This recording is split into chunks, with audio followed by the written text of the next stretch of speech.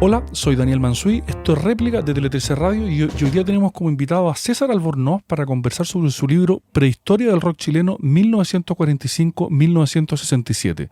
Para saber quién es César, escuchemos la siguiente ficha. César Albornoz es historiador, doctor en Historia y académico del Instituto de Historia de la Pontificia Universidad Católica. Con publicaciones en Chile y el extranjero, se ha desempeñado como docente en distintas universidades y como colaborador de programas de radio y televisión. Además, ha sido productor musical e investigador colaborador para el Archivo de Música Popular de la Universidad Católica, AMPUC, y el Archivo de Música de la Biblioteca Nacional. Muchas gracias, César, por estar hoy día con nosotros en Réplica de Tele13 Radio. No, muchas gracias a ustedes por la invitación y por el interés. Yo encantado. César, este libro, Prehistoria del rock chileno del año 45 al 67, tiene muchísimo trabajo de documentación por el mismo tema que tú investigas y que tratas aquí.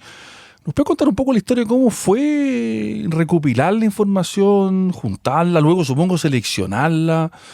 Porque claro, hay temas convencionales en historia, y cuando digo convencionales tendrán otras dificultades, pero donde uno tiene una fuente más o menos clara, vale, estudia y la investiga, pero aquí es una cosa más difícil de ir a buscar, ¿no? Sí, claro.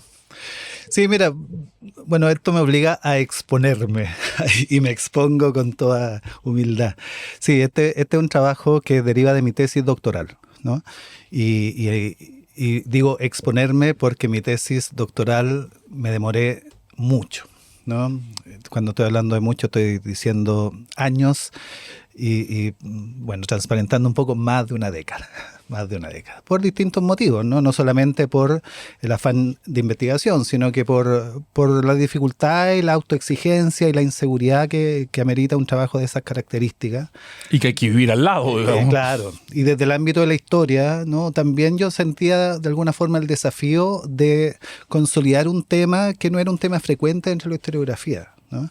Y me atrevo a decir que tampoco es un tema tan frecuente dentro de la academia convencional, que es el rock, ¿no? El rock desde siempre ha sido chasconcito, ¿no? Un poco díscolo, rebelde, no solo en su música y en su performance, sino que también en su experiencia social, ¿no?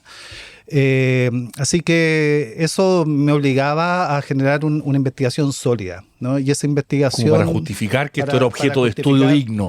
Justamente para darle consistencia y para consolidar, yo diría, el tema a nivel de la historiografía chilena contemporánea, ¿no? Yo creo, desde mi humilde opinión, que es un aporte, digamos, pero no es el primer aporte, y en ese sentido me gustaría también ser bien honesto, ¿no? No es la primera tesis que hay desde la academia sobre rock, y tampoco es la primera tesis doctoral sobre rock, ¿no? Previa a la mía hay una tesis de Alex Zapata, que el historiador, también de formación historiador, hizo su tesis de rock en el IDEAS, ¿no? El Instituto de Estudio Americano, de rock, una historia de rock comparada entre Chile y Argentina, ¿no? Y en términos de tesis de licenciatura, que lo menciono porque me parece que vale la pena y es bastante fundacional, y para muchos de nosotros, incluyo Zapata, ¿no? Fue muy motivante. Creo que la primera tesis de rock desde la academia fue elaborada en la década del 80, y probablemente fue la del Fabio Salas, ¿no? Que se publicó como libro El Grito del Amor en su primera edición el año 1987. Y fue una tesis de literatura, ¿no? Es una historia lírica del rock, ¿te fijas? De ahí vino, yo diría, la tesis del Tito Escárate, también de la Chile, Historia del Arte, que terminó siendo editada como libro también, que se llamó Frutos del País, una edición Fondec se llamaba en esa época, ¿no? Año 92 puede haber sido. Y lo menciono porque yo diría que en gran parte esas tesis motivaron a algunos de nosotros a hacer nuestra tesis de licenciatura en rock. ¿Te fijas? Y eso fue lo que te condujo a interesarte desde muy joven en estas cosas. Entonces, en los años 90, una tesis de licenciatura en rock, y después en el doctorado profundizando esa temática en un nivel de doctorado, digamos, que es una propuesta y hay conceptualización, ¿no? Hay una... Y con una tesis, valga la redundancia. Y justamente, ¿no? Ese es más o menos la historia. Entonces, es consistente en términos de información porque tiene años de investigación y tiene años también de investigación crítica, digamos, ¿no? Cómo instalar un rock desde una historia sin ser músico ni musicológico, cuál es mi autoridad para trabajar el rock sin saber de música, ¿te fijas? Entonces, esto es un ejercicio que es un ejercicio muy potente por lo demás, ¿no?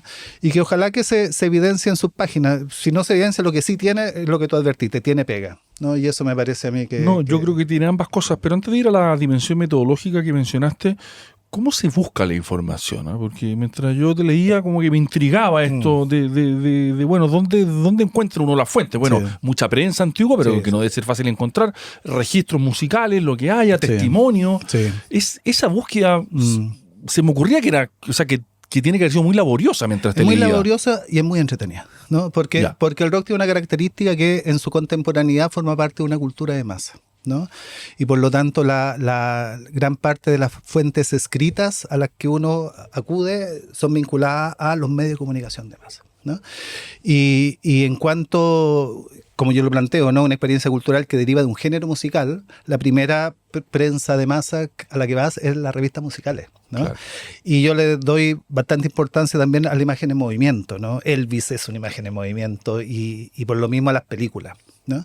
Entonces la prensa especializada en cine también fue parte de mis primeras... Juega un papel importante. Claro, entonces prensa musical, prensa de cine y desde el año 64 revistas juveniles, Rincón Juvenil, Ritmo de la Juventud, fueron, yo te diría, la base de mi partir búsqueda, de lo cual ¿no? fuiste construyendo. y que implicó una operación rastrillo. O sea, yo recuerdo que revisé todo.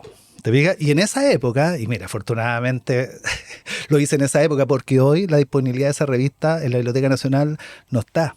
O no está como estaba en su momento, No por tiene deterioro, la facilidad de acceso no que tiene puede la haber tenido hace facilidad de algunos acceso. años. Entonces yo si hubiera hecho, si hubiera querido hacer el mismo ejercicio hoy, Sería más difícil. sería mucho más difícil porque si no está en la Biblioteca Nacional tendría que recurrir a colecciones privadas, con toda y la eso dificultad es que una eso operación conlleva. mayor. Entonces primero la prensa y sobre esa base los medios de comunicación de masa, cine, música, juventud. Prensa periódica también para instalar el relato, ¿no? ¿Qué es lo que estaba pasando? Claro, a mí hay un elemento de la historia que siempre me ha gustado, digamos, transmitir, que independiente de que nosotros explicamos históricamente, a veces se nos olvida que también parte de nosotros contar cuentos inéditos, ¿te fijas? Levantar un relato que no existe, ¿no? Entonces, para Contar eso... un cuento, claro. lo que no significa inventarlo. No, esa es una explicación descriptiva. Te fijas que en vez de a través del por qué, a través del cómo, ¿no? Y eso a través de la prensa, ¿no? Que es muy importante, y sobre la base de esa prensa también el contexto. Estoy descartando todo lo que es la bibliografía complementaria, la fuente secundaria, etcétera, etcétera. Entonces la base es esa, porque esa para nosotros los historiadores de alguna forma constituyen nuestras fuentes características, ¿no? Pero esto también me obligó a instalarme en otras fuentes, unas que ya están instaladas hace rato dentro del ejercicio, que es levantar la información desde la memoria, ¿no? Entonces yo hice entrevistas, algunas todas, ¿no? Muy importantes. Yo entrevisté al Cucho Fernández, ponte, ¿no? Entrevisté a Miguel Zabaleta, ¿no? Entrevisté a el campeón de rock and roll de su momento, ¿no? Que le decían el vampiro, ¿no? Que son relatos muy potentes porque me apuntaban no solo elementos o datos que no estaban incluidas dentro de la fuente que te estoy diciendo, sino que también, que es un detalle muy interesante desde uno como investigador, te transmitía sensibilidades. Te describe una época, claro, qué se sentía. El silencio, el rostro, esa cuestión es un intangible a veces que es difícil de expresar en el texto final. Entonces una segunda dimensión de la investigación tuvo que ver con eso. Y hay un tercer nivel, que me parece que probablemente sea el más sugerente, ¿no? Que puede abrir muchas ventanas, y que yo trato de transmitirlo también a mis estudiantes dentro de la disciplina, porque no siempre se utiliza como vestigio, que es la música. ¿Te fijas? Es decir, la música, y esto desde mi experiencia con este trabajo y con toda una historia de vínculo con el mismo tema, la música para los historiadores es antes que un objeto, es una ilustración, si tú te fijas, ¿no? Yo soy docente, tú también. Yo uso la música en mis clases y funciona muy bien la música en las clases, ¿no? Entre que te oxigena el contenido y tú estás explicando algo, claro, una época, sí, un hecho, un momento, sí, y les pones literalmente con un parlante. Claro, Perfecto. la sala hoy lo permiten, ¿te fijas? Entonces, y es como una laca de contenido. Premio de innovación docente te puedes ganar con eso. Me lo gané. Me lo gané. Primero, ese vínculo, ¿no? Que es un vínculo muy del profe. Hay un segundo vínculo que es la música en cuanto objeto de estudio. Entonces, las historias de la música. ¿Te fijas? Y Eugenio Pereira Sala, el Samuel Claro, y de alguna forma esto también es una historia de la música. Pero aquí hay un ejercicio que da un pasito más allá. Yo te diría que es la música como fuente. Es decir, leer la historia a través de una fuente musical. ¿Te fijas? Entonces, ¿cómo te suena el año 62 a través del rock del mundial? ¿Te fijas? O a través de Josefina de Danny Chilean, ¿no? ¿Cómo te suena, qué sé yo, el año 67, ¿no? Que el año de la toma de la Casa Central de la Universidad Católica? De explosión, digamos. ¿Cómo te suena a través de los vidrios quebrados? ¿Te fijas? O sea, mira, hay un ejemplo. Uno tiende a lo mejor a, y hablando justamente de aquello, ¿no? De, por ejemplo, la reforma universitaria, visibilizarla, parece una contradicción, ¿no? Rememorarla en términos sonoros, o identificarla en términos sonoros a través de canciones, ponte como Me gustan los estudiantes, La Violeta. ¿Te fijas? Claro. Pero el estudiante que estaba en la toma de la Casa Central no estaba escuchando Me gustan los estudiantes. ¿Te fijas? Estaba escuchando Los vidrios quebrados. Entonces, Los vidrios quebrados, el Fictions, ¿no? No es solamente un objeto que forma parte de una historia del rock, ¿te fijas? Sino que pasa su música a ser un vestigio del año 67. Claro. Y eso es muy potente porque no solamente te permite instalar un relato consistente de una historia cultural que es esto, sino que también te enriquece la historia. ¿Te fijas? Yo creo que eso es un elemento que me parece de destacar del ejercicio, ¿no? Y a través de eso del libro. Estamos conversando con César Albornoz sobre su libro Prehistoria del rock chileno 1945-1967. Hiciste mención a la dimensión metodológica, ¿no? Porque no es un libro de musicología, tú no reivindicas especialidades, digamos, por supuesto que sabes más o menos, sabes de qué estamos hablando, ¿no? Sí. Pero no es lo tuyo, porque tú tomas una decisión metodológica que a mí me parece muy pertinente y muy adecuada y muy bien lograda, que es la decisión de fijarte en las audiencias, por llamarla, o en el receptor, ¿no? Porque una historia del rock, y si el rock es un fenómeno masivo, y si es masivo, entonces el fenómeno, está la prehistoria, pero en fin, está la prehistoria de la música popular, si que te entiendo bien, y por tanto quieres ir a mirar qué pasa en la audiencia, en los receptores de la música, ¿no? ¿Puedes explicarnos un poco más esa decisión que es muy importante en tu libro porque orienta toda la investigación? Sí, claro. No, tiene que ver también con mi experiencia, ¿no? Yo cuando empecé a trabajar los temas de música desde la historia, ¿no? Que fue el rock, mira, mi tesis de licenciatura se llama La cultura pop en Santiago 1965-1973. Ya. Y le puse El tiempo del volar de las palomas, por el disco de los Blobs, ¿no? En ese tiempo también formábamos parte de un programa de estudio histórico-musicológico en la Universidad Católica que se armó de alguna forma cuando la música empezó a instalarse como tema de historia, ¿no? Se armó un archivo de música popular en la Universidad Católica también sobre la base de los registros que fueron apareciendo, etcétera. Entonces, lo que yo podía aportar dentro del ambiente académico, más que hacia la historia, que era una historia que también, que había una historia social, había una historia, qué sé yo, económica, había una historia política, para qué decir, ¿no? Estoy hablando de los años 90. Pero no había tanto una historia de la música, ¿no? Los congresos, que yo recuerde, no eran tanto historia de la música. Entonces, yo frecuentaba congresos de musicología, ¿no? Ya. Y me acuerdo que habré ido unos 3, 4, y las observaciones que yo sentía que me dirigían era, bueno, ¿dónde está la música? ¿Te fijas? O sea, yo hablaba de los Beatles, ya hablaba de la carátula de Sgt. Pepper, pero no hablaba de la estructura sonora de Life. ¿Cuántos acordes tiene? ¿Qué sé yo? Claro, y claro, y bueno, y eso me obligó a una reflexión que por lo demás, si les interesa, la pueden leer en un artículo que yo saqué hace mucho tiempo en la revista Resonancia, que se llama La perspectiva del LSD. Entonces, eso, y su resultado lo publiqué como paper en un acta de un congreso en Colombia. Bueno, donde yo decía, y de alguna forma asumía, efectivamente yo no estaba haciendo historia de la música, y bueno, ¿no? Pero en el proceso te encuentras con marcos teóricos, me encontré con la nueva historia cultural, con Burke, con Chartier, ¿no? Que me abrieron un poco la cabeza. Y me di cuenta que no era que los otros estuvieran equivocados, sino que yo efectivamente estaba haciendo historia de la música, pero desde la historia, y la historia en gran parte es el conocimiento elaborado científicamente de la dimensión temporal de la sociedad. ¿Te fijas?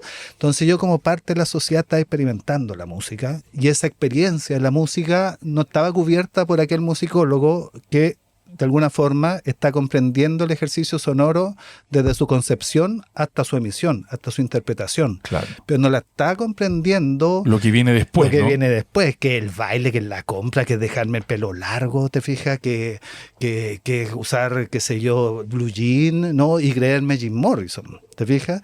Y ese espacio yo me desenvolvía, porque esa era mi pega, ¿no? Entonces, y fíjate que eso yo diría que tiene un elemento que es bien interesante, porque hay un libro que yo lo considero...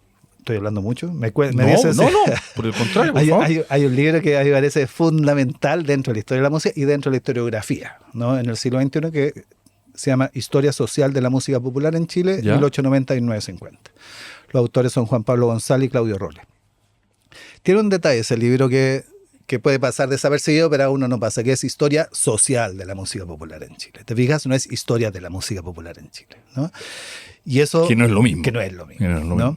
Y en parte eso da cuenta de su interdisciplinariedad, porque Juan Pablo González viene desde la musicología y Claudio Rolle desde la historia, ¿no?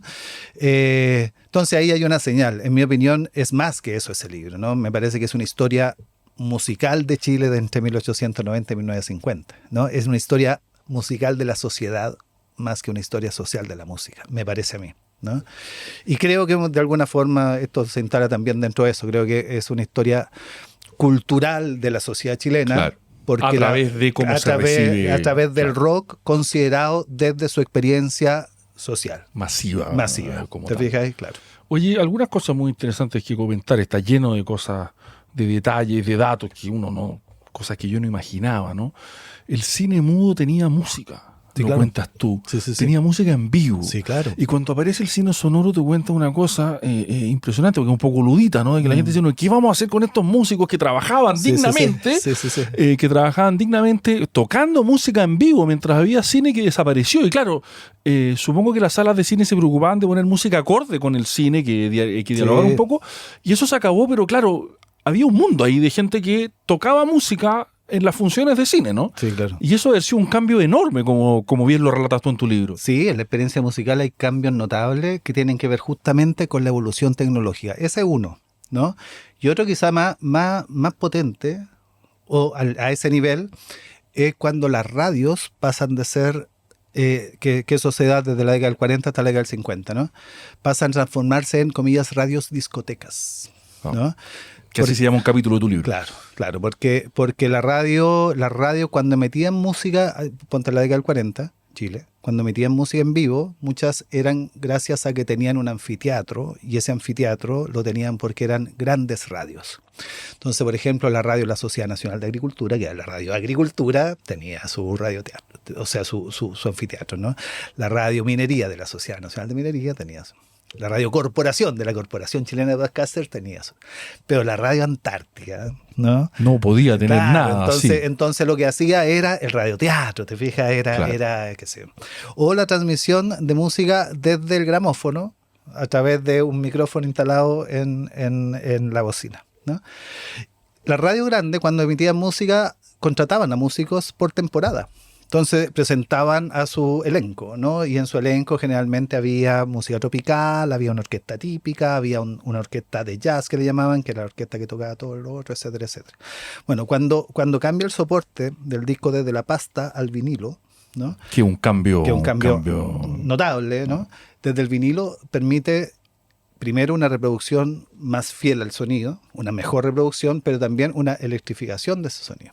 Entonces eso permite que la música fuera radiada de forma más fiel desde las estaciones. Claro. Entonces eso permitió que radios chicas pudieran emitir música en la misma fidelidad que la radio grande, permitió abaratar costos y lamentablemente para los músicos las radios grandes se transformaron en radio discoteca. ¿Te fijas?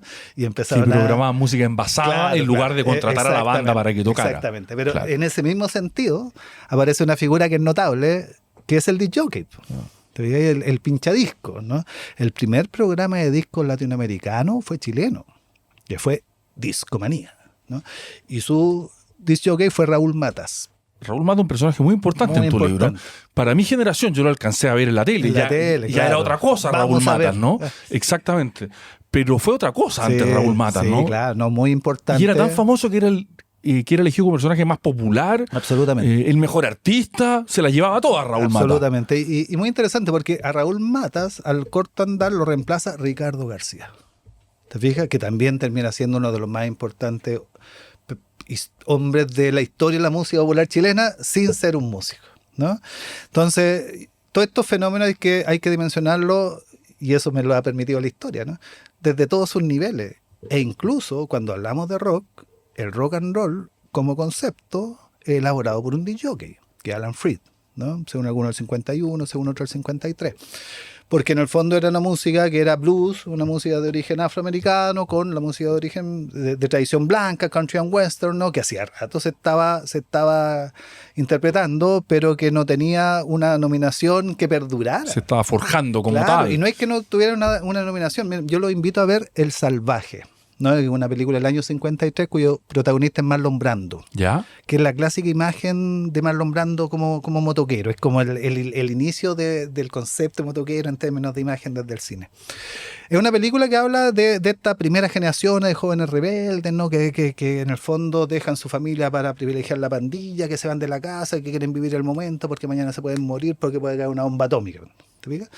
Y llegan a un poblado muy conservador, me imagino que del oeste o suroeste estadounidense, y desordenan el poblado, por cierto, y hay un momento en que esta pandilla, estos jóvenes, están en un bar, ¿no? Y los invito a ver la película porque es muy interesante aquel momento, ¿no? Y están dialogando con el barman, que es una persona mayor, ¿no? Un adulto mayor. Y los jóvenes le hablan en un slang, ¿no? Muy de joven. Y el barman no entiende, y ahí se genera una conversación muy interesante, porque en el fondo está dando cuenta de una generación que es la generación de primeros jóvenes del rock and roll. La película no tiene rock and roll, pero en ese momento dos de los jóvenes hablando con el barman le dicen: ¿tú conoces el rebop? ¿Qué es eso? Le dice el barman. Rebop. Y empiezan a cantar rebop, y el rebop es rock and roll. ¿Te fijas? Ya. Pero hacia el año 53 no estaba consagrado el concepto rock and roll. Estaba forjado No estaba como forjado, tal. claro. Entonces, pero existía el sonido. Pero existía de hecho, Claro. aunque no tuviera nombre. Y el sonido existe, o sea, y el concepto existe, la definición existe desde un disc jockey, que es Aaron Freed, que lo bautiza como rock and roll. ¿Te fijas? Entonces hay elementos que son muy, muy, muy potentes. Oye, Jorge Negrete, viene a Chile el 46. Sí. Tú dices evento fundacional en la historia del rock chileno. Y parece haber sido un momento completamente donde la gente se volvió loca, digamos, donde el país giró en torno a lo que podía hacer Jorge Negrete. Y claro, uno intenta imaginarse Chile el año 46, digamos, uno intenta hacerse como mapa mental. Y es bien impresionante lo que cuenta aquí, que ya había una cultura de masa completamente desarrollada. Tenía otras herramientas de las que tiene hoy día, pero si pudo ocurrir eso es porque el año 46 en Chile ya había cultura de masa, medios de masa, justamente música de masa. Y es bien impresionante porque uno no, o yo por lo menos, pero está en mi ignorancia la que habla probablemente, ¿no?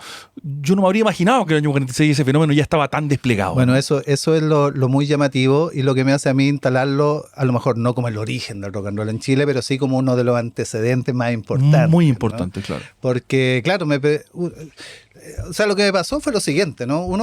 La visión del rockstar, ¿no? De ese ídolo que desde la música se instala en la cultura, ¿no? Y que es seguido por las masas, que genera impacto, ¿no? Y que genera también reacciones desde la prensa que dice qué está pasando con nuestros jóvenes. El diario Ilustrado reacciona de un modo, digamos.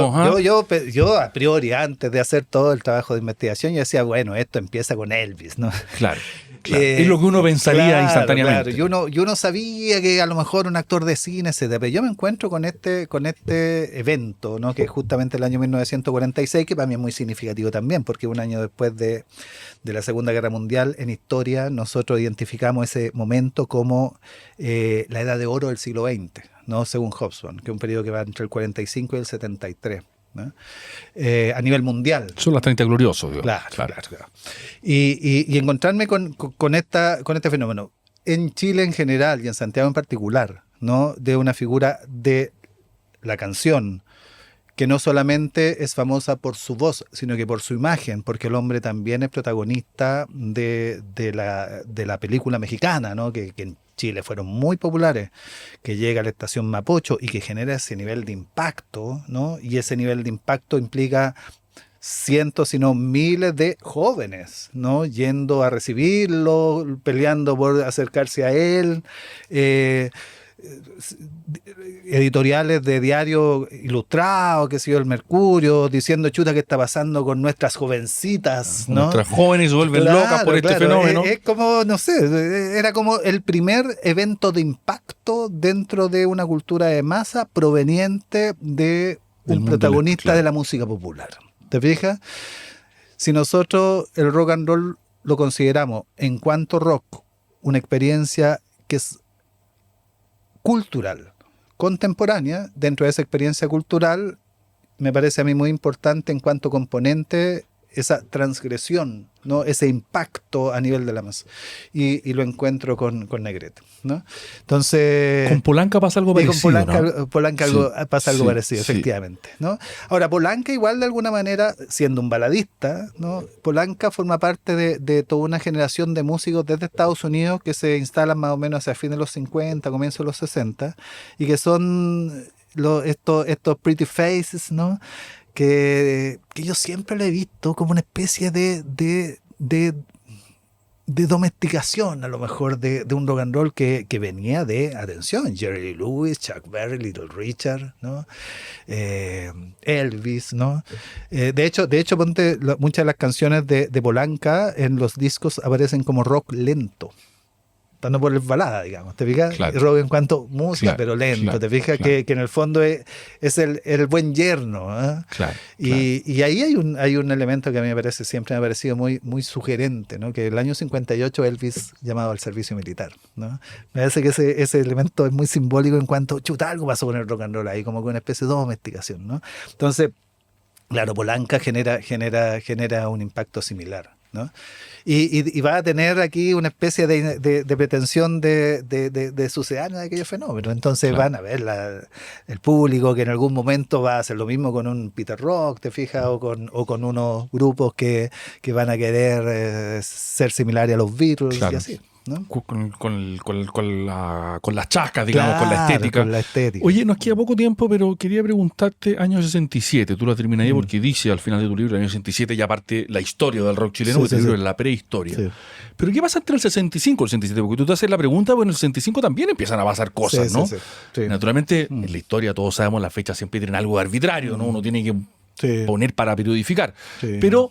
¿qué es lo que pasa en 65, 67 que a ti te hace pensar que el 67 ya a partir de ahí estamos hablando de otra cosa y por supuesto surgen los caivas, surge congresos, en fin, esa otra historia. Sí. Yo creo que eso es cierto, digamos. No. Sí, es bien agresivo esa afirmación y así la concebí. Y se basa en lo siguiente: mucha bibliografía de rock, muchos documentales de rock, rockumentales que le llaman, ¿no? Instalan como muy... que a mí me ha llamado mucho la atención, ¿no? Y la primera literatura de rock escrita en Chile, como que hacían partir el rock desde el año 65, ¿no? Que yo la verdad es que... y antes no había rock, entonces la nueva ola, por ejemplo, hasta hace un tiempo la literatura de rock que había en Chile no la consideraba parte constituyente de la historia del rock, ¿no? Lo cual a mí me llamaba la atención, ¿no? Y en parte... esa propuesta es el resultado de esa reflexión, ¿no? Y el resultado en qué consiste, digamos. Estamos claros que hay un género musical que es el rock and roll, ¿no? Pero hay un momento en que las sociedades dejan de hablar de rock and roll para hablar de rock, ¿no? Ese momento es más o menos una década después de que se bautiza el rock. Es decir, el año 63, 64 desde el mundo anglosajón, por una cosa de abreviar el concepto, no se habla de rock and roll, se habla de rock. Pero tú cuando hablan de rock en términos sonoros, tú vas a escuchar, por ejemplo, a The Animals cantando The House of the Rising Sun. ¿Te fijas? Es rock and roll, ¿te fijas? Pero te aparece el rock. Es blues, ¿no? Bueno, ¿por qué es rock? ¿Te fijas? Te va a aparecer, por ejemplo, información que te va a decir, esta es una actitud rock, ¿te fijas? Entonces, ¿qué estamos hablando como sociedad el año 63, 64, 65 cuando decimos rock? Estamos hablando de algo que va más allá del género musical, ¿no? Eso estoy identificando yo y eso de alguna forma transmito acá. El año 65, ¿por qué? Porque el año 65, desde la música, desde el género musical, yo identifico 4 momentos que en mi opinión constituyen mi sugerencia de conceptualización del rock en cuanto a experiencia cultural. esos 4 elementos musicales son los Beatles, incorporando experimentos en la música que termina siendo antes de Revolver Rubber Soul, ¿no? Que fue en el año 65. Los Rolling Stones, que siempre han hecho rock and roll, pero el 65 sacan Satisfaction, ¿no? Que es la transgresión total, digamos. No es el primero, pero es un símbolo es ya la explicitación de total de eso, claro. Los Who sacan My Generation, ¿no? Y creo que uno de los componentes constituyentes del rock and roll en cuanto a género musical es su carácter segmentado en términos generacionales. Es una música joven, ¿te fijas? Y que se evidencia en My Generation, quizá por sobre todas las expresiones anteriores. Y Bob Dylan, el año 65, en el festival en Newport, ¿no? Aparece con la guitarra eléctrica. ¿Te fijas? Entonces todo lo que era ese folk previo, cuando Pete Seeger le quiere cortar los cables, ¿no? Entonces, ¿qué tienes? Tienes contingencia con Bob Dylan, tienes crisis generacional con The Who, tienes transgresión con los Rolling Stones y tienes liberación sonora con los Beatles. Mi propuesta es que eso constituye el rock en cuanto a experiencia cultural. Entonces eso yo lo veo el año 65 y digo, bueno, ¿dónde yo aprecio eso? En Chile, ¿no? Y en Chile lo aprecio el año 67. Eso emerge con claridad. Claro, y lo aprecio el año 67 porque me parece que desde el rock, los Max, en su disco Kaleidoscope Man, con La muerte de mi hermano, instalan la temática contingente dentro de lo que en ese tiempo le llamaban música beat, que en el fondo viene del rock. Entonces ese sería mi equivalente a Bob Dylan. My Generation lo encuentro en los Beat 4. Los Beat 4 tienen un disco que se llama Bots a Gogo y ahí tiene un tema que se llama Abandonados igual que tú. Antes yo había escuchado todos los temas de la nueva ola y te hablan de juventud, pero te hablan blanca emoción de juventud, qué lindo de haber tenido 15 años, pero ninguno te dice, oye, no nos pescan, no nos consideran. Claro. Ya, aparece Abandonado igual que tú el 67. Aparece Fictions, de los Vidrios Quebrados, que es un ejercicio sonoro conceptual, ¿no? Con una lírica muy potente en inglés, etcétera, ¿no? Muy significativa. Y hay un grupo que es muy transgresor, que además replica a los Rolling Stones, que son los Jokers, ¿no? El año 67 sacan en la onda con los Jokers. Entonces ahí eso me permite a mí ni siquiera aventurar, ¿no? Sino que sugerir que el año 67, sobre la base de esa construcción, queda configurado. Perfecto. Muchas gracias, César. Se nos fue el tiempo, pero muy interesante todo esto. El libro también muy, muy lleno de cosas muy atractivas y muy bien hecho por lo demás. Así que muchas gracias por haber estado hoy día nosotros en réplica. Gracias a ustedes por el interés, por la invitación. Yo encantado. Encantado. Muchas gracias de nuevo. Estuvimos entonces hoy día conversando con César Albornoz sobre su libro Prehistoria del Rock Chileno 1945-1967, publicada por la Universidad Católica, el Fondo de Cultura Económica y el Centro Barros Arana. Soy Daniel Mansuy, esto es Réplica de Tele 13 Radio. Muchas gracias por escucharnos. Hasta la próxima.